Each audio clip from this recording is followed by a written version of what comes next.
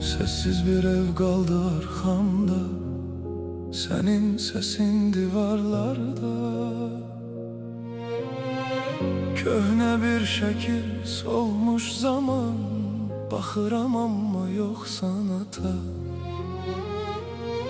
Geceler uzanır bitmir hiç, adını pıçıldayıram gizlice.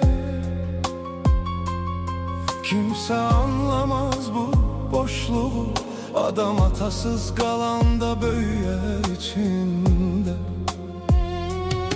Değiller zaman her şeyi sağaldır, ama senin yerin sağalmır ata.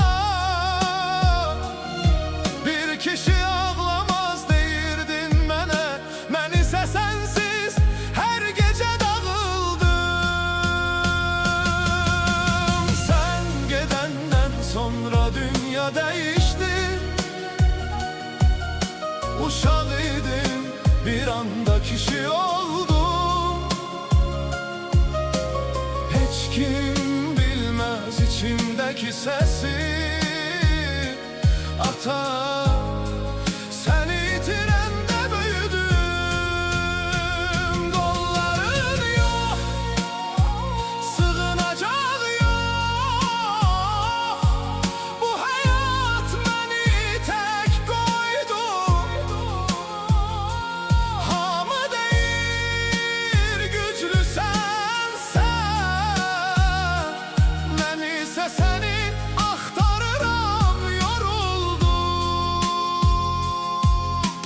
Köhne paltarında kokun kalıp sanki, hele buradasan kimi.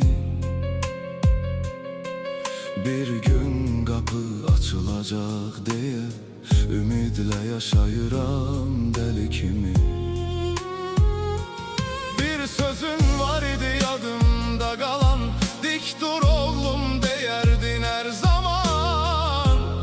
İndi güçlüyem ama içimde senin yokluğun var, kırılan bir adam.